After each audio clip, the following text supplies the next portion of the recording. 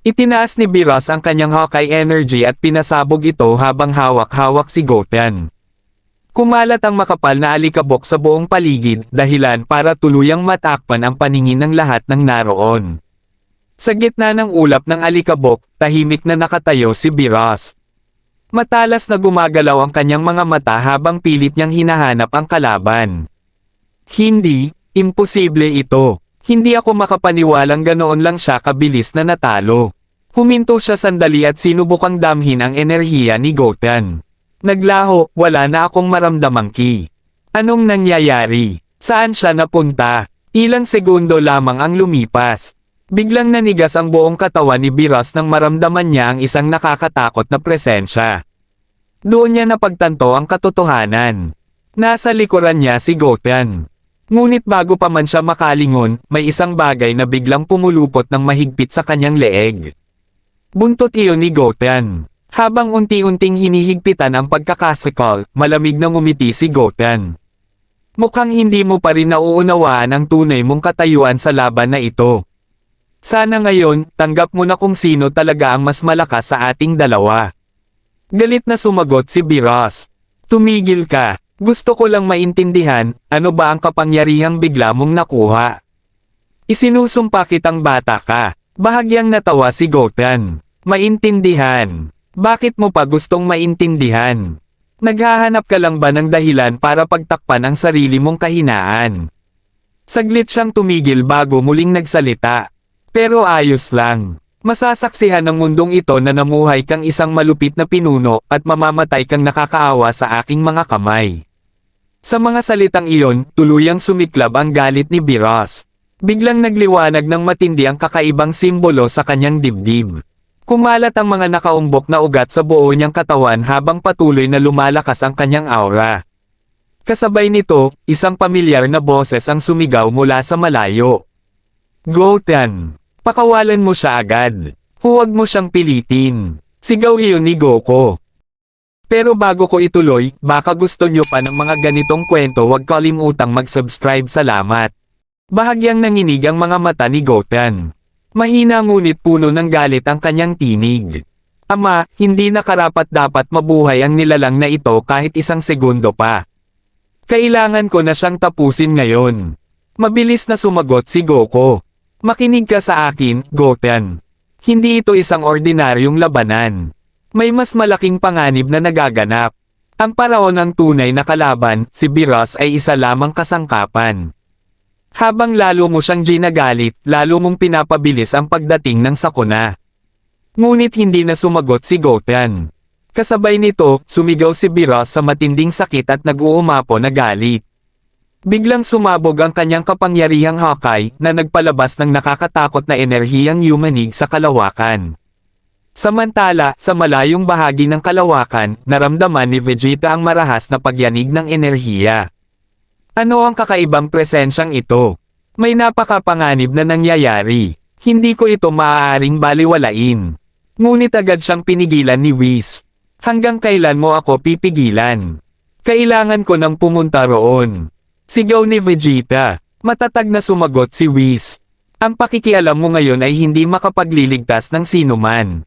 Sa halip, maaari lamang nitong mapabilis ang kapahamakan. Malapit nang magpakita ang sinaunang nilalang, at anumang dagdag na presyon ay maaaring magdulot ng katapusan ng lahat. Sa isa namang liblib na lugar, nagtipon ang mga God of Destruction. Seryosong nagsalita si Belmod. Lahat kayo ay nakita ang nangyari kay Champa. Isang simpleng kabiguan lamang sa pagsunod sa utos ng paraon ay naging dahilan ng kanyang kamatayan. Ngayon, tayong lahat ang nasa tunay na panganib. Nagkatinginan ang mga God of Destruction, bakas ang kaba sa kanilang mga mukha. Nagpatuloy si Belmod. May isang bagay tayong dapat maunawaan. Hindi walang saysay ang ating ginagawa. Ginagawa natin ito upang mapanatili ang ating katayuan at ang balanse ng buong pag-iral. Nagsalita din ang isa sa mga God of Destruction. Ang mga Saiyan ay isa ng malaking banta. At kung kinakailangan nating wasakin ang planet Earth upang matigil sila, hindi kami magdadalawang isip na gawin iyon. Saglit na nabalot ng katahimikan ang buong lugar. Maya-maya, nagsalita si Quitela. Sang-ayon ako. Sa totoo lang, noon pa man ay kinamumuhian ko na si Dakal. Marahil ito na ang pagkakataon para ibuhos natin ang galit na iyon sa kanyang mundo. Walang sino mang tumutol. Tahimik na nagkaisa ang lahat. Ngunit sa isang sulok na hindi napapansin ng iba, may isang nilalang na tahimik na nakamasid. Ang Grand Priest. Hindi siya naramdaman ng sino man habang pinakikinggan ang bawat salitang kanilang banibitawan. Mahina niyang sinabi sa sarili. Paumanhin, Zeno, sa pagkakataong ito, hindi ko na magagawang protektahan si Goku. Ang pinakamahalaga ngayon ay ang balanse ng universo. Babalik ang Pharaoh, at kung pipigilan ko ang kanyang kagustuhan sa oras na ito, mismong balanse ng lahat ng realidad ang bubuho. Kapag nangyari iyon, masasaksihan nating lahat ang wakas. Kasabay ng mga salitang iyon. Sa planet Earth, isang nakapangangilabot na sigaw ang umalangaw mula kay Beerus. Patuloy na tumataas ang kanyang kapangyarihan hanggang sa umabot ito sa isang antas na hindi na dapat marating. Kasunod nito ay isang napakalakas na pagsabog ang naganap. Nang humupa ang pagsabog, isang napakalalim at wasak na lupa ang naiwan. Samantala, nanatiling walang anumang pinsala si Goten. Nagsalita si Krillin na halatang nag-aalala. Tapos na ba? Sana nga.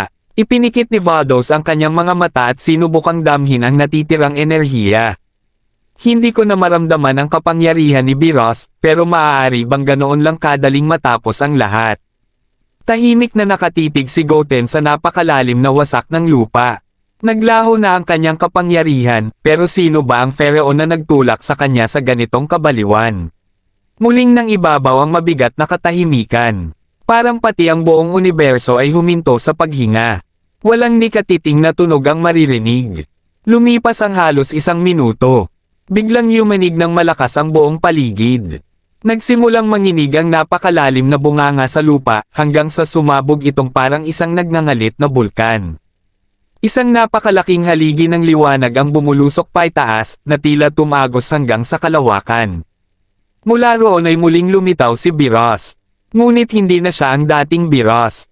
Nag-iba ang anyo ng kanyang katawan, at ang kanyang mga mata ay nabalot ng isang maitim at nakakatakot na aura na hindi maipaliwanag. Malamig siyang nagsalita. Ngayon, masasaksihan mo ang isang kapangyarihang hindi mo pa kailanman nakita. Wala nang awa, at walang paligoy-ligoy. Hindi pa man niya natatapos ang kanyang sinabi ay bigla na lamang siyang naglaho. Sa isang iglap, isang hindi nakikitang suntok ang tumama kay Goten. Dahil sa tindi ng puwersa, tumilapon siya ng napakalayo bago marahas na bumagsak sa lupa. Sa unang pagkakataon mula nang magsimula ang laban, nabalot ng matinding pagkabigla ang lahat ng naroroon. Gulat na nagsalita si Krillin. Hindi ako makapaniwala sa nakikita ko. Mahigpit na nakatingin si Vados habang nagsasalita. Ngayon ay naiintindihan ko na nagsisimula nang mangyari ang kinatatakutan natin. Sinusubukan ng Pharaoh na gamitin ang katawan ni Beerus bilang sisidlan. Habang patuloy na lumalakas ang itim na mahika sa kanyang loob, lalo rin nitong pinapalakas ang kanyang kapangyarihan at itinatago ang kanyang presensya, kaya halos imposible na siyang maramdaman. Dahan-dahang tumayo si Goten na para bang walang nangyari. Pinunasan niya ang dugo sa kanyang labi at bahagyang ngumiti. Mas nagiging kawili-wili na ang laban. Ipakita mo pa ang tunay mong lakas. Lalong nagnitngit si Beerus sa narinig. Pagpipire-piresuhin kita. Buburahin kita hanggang sa wala ng kahit anong bakas ng pag-iral mo. Kasabay ng sigaw na iyon, muli siyang sumugod. Ngunit sa isang kisap mata, naglaho si Goten. Isang nakabibinging katahimikan ang bumalot sa paligid. At sa sumunod na sandali, bigla na lamang siyang lumitaw sa mismong ibabaw ng ulo ni Beerus. Napakabilis ng kanyang pagkilos na walang sino man ang nakasunod. Hindi ang kanilang mga kasama. Hindi si Vados. At maging si Beerus mismo ay hindi na malayang nasa itaas na pala niya si Goten. Imposible. Halos hindi makapaniwala si Vados. Ang bilis na iyon, lumampas na sa antas ng isang anghel sa kanyang karaniwang anyo. Samantala, nanatiling kalmado si Goten. Nakangiti pa rin siya habang nakatingin kay Beerus. Tapos na ang larong ito. Ngayon, ipapakita ko sa iyo ang tunay na agwat ng ating mga kapangyarihan. Sa isang kisap mata, naglaho si Goten sa kanyang kinatatayuan. Kasunod noon isang napakalakas na atake ang direkta na tumama kay Biroz. Niyanig ang buong katawan ni Biroz mula sa loob, saka biglang tumahimik ang lahat. Tuluyan siyang nawala ng malay. Bago pa siya bumagsak, inabot siya ni Goten gamit ang isang kamay at walang hirap na itinaas sa ere, na para bang isa lamang siyang batang paslit. Malamig na sinabi ni Goten. Wala ka ng silbi. Panahon ng linisin ang planetang ito mula sa isang tulad mo. Sa isang marahas na galaw, ibinagsak niya si Biroz ng buong lakas patungo sa lupa. Dahan-dahang humakbang si Goten. Iniunat niya ang kanyang kanang kamay habang nagsimulang magtipon ang napakalawak na enerhiya sa kanyang palad. Lalong bumigat ang hangin sa paligid. Sa malamig ngunit nakakatakot na tinig, sinabi niya. Isang galaw na lang, at magwawakas na ang lahat. Kaagad niyang pinakawalan ang naglalakihang sinag ng enerhiya. Isang malakas na pagsabog ang naganap, at halos matakpan na ng liwanag ang buong paligid ng liwanag na halos umabot na sa kalawakan. Dito na nagtatapos ang part 6. Subscribe na para sa kasunod nito. Salamat.